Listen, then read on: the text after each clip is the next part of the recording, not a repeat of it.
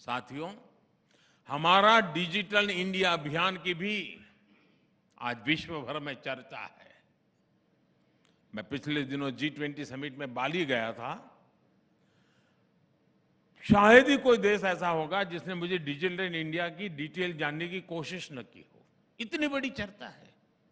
Digital India को भी एक समय में ड्रिल करने की कोशिश हुई थी। पहले देश को डाटा बनाम आटा की डिबेट में उलझाया गया। और ये टीवी वालों को तो बजा मर जाता है, दो शब्द डाल देते हैं, डाटा चाहिए, आटा चाहिए। जनधन, आधार, मोबाइल की ट्रिनिटी को रोकने के लिए इन्होंने संसद से लेकर कोर्ट तक क्या क्या प्रपंच नहीं किए।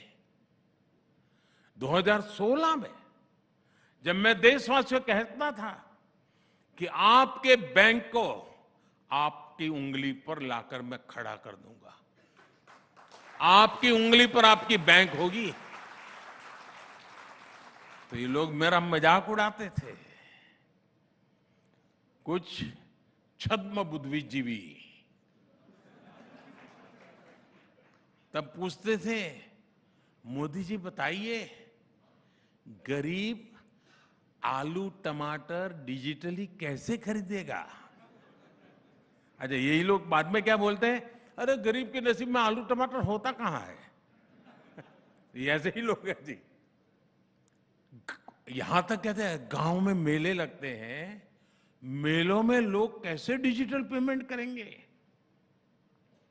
आज आप देखिए, आपकी फिल्म सिटी में भी चाय की दुकान से लेकर लिट्टी चोखे के ठेले तक डिजिटल पेमेंट हो रहा है या नहीं?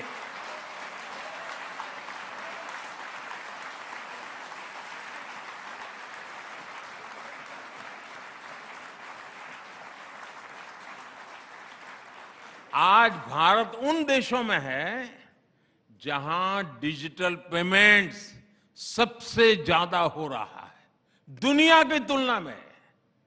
साथियों, आप लोग सोचते होंगे कि आखिर ऐसा क्यों है कि सरकार इतना काम कर रही है, जमीन पर लोगों को उसका लाभ भी मिल रहा है, फिर भी कुछ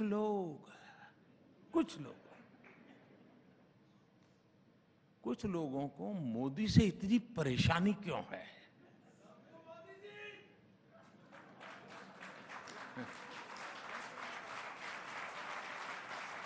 अब इसके बाद मीडिया वालों का समय शुरू होता है।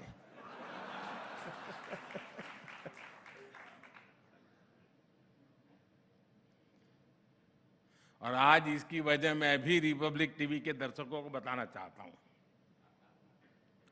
ये जो नाराजगी दिख रही है ना, ये जो बवाल हो रहा है, वो इसलिए है क्योंकि कुछ लोगों की काली कमाई के रास्ते मोदी ने हमेशा हमेशा के लिए बंद कर दिए।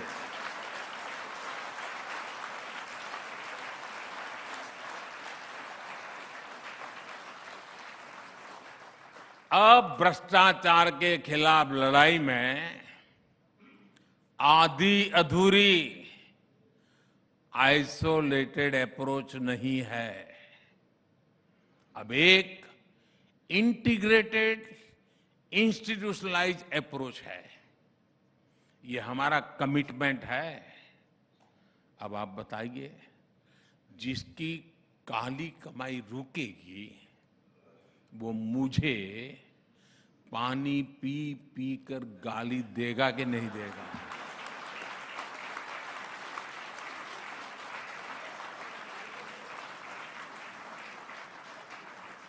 वो कलम में भी जहर भर देता है। आप ये जानकर हैरान रह जाएंगे कि जेम ट्रिनिटी, उसकी वजह से सरकारी स्कीम्स के करीब 10 करोड़, आंकड़ा कम नहीं है साहब, 10 करोड़ फर्जी लाभार्थी बाहर हो गए हैं।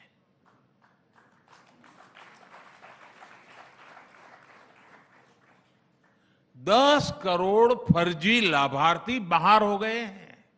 ये 10 करोड़ वो लोग थे जो सरकार का बेनिफिट लेते थे, लेकिन ये 10 करोड़ वो थे जिनका कभी जन्म ही नहीं हुआ था, लेकिन इनके नाम सरकारी पैसा भेजा जा रहा था।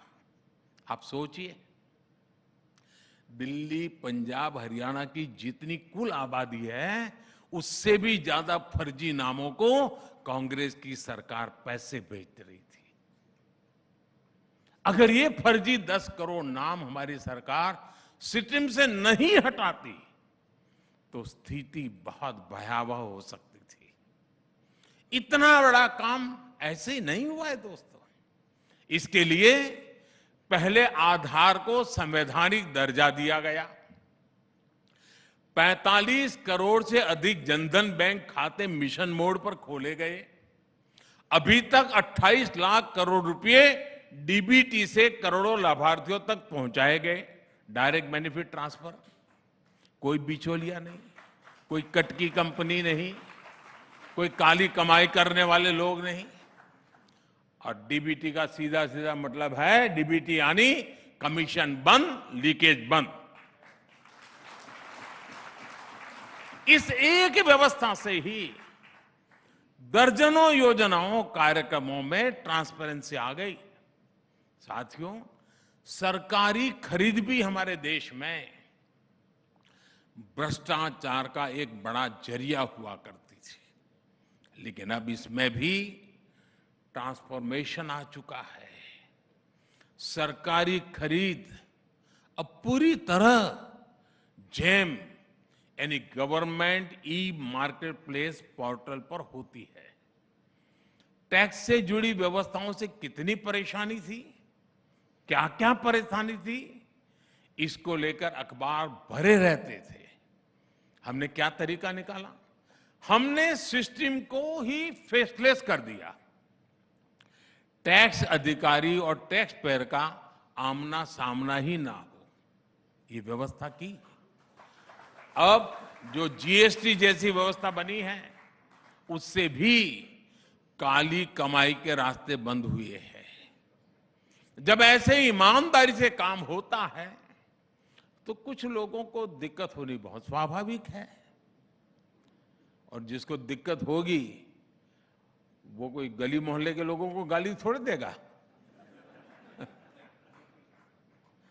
साथियों, इसलिए भ्रष्टाचार की ये प्रतिनिधि डिस्टर्ब है।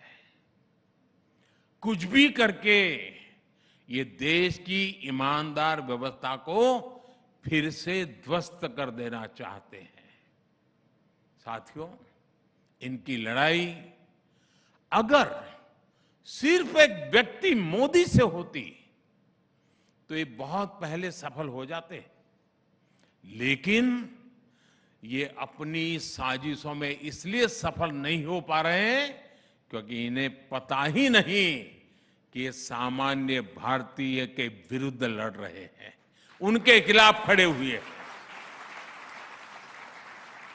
ये भ्रष्टाचारियों का कितना भी बड़ा गठजोड़ क्यों बना ले,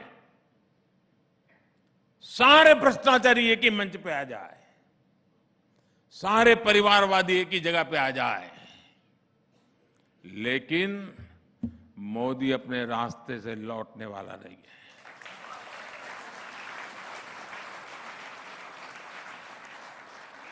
भ्रष्टाचार और परिवारवाद के खिलाफ मेरी लड़ाई जारी रहेगी दोस्तों, और मैं देश को इन चीजों से मुक्त कराने के लिए प्रण लेकर के निकला हुआ इंसान हूं। मुझे आपके आशीर्वाद चाहिए।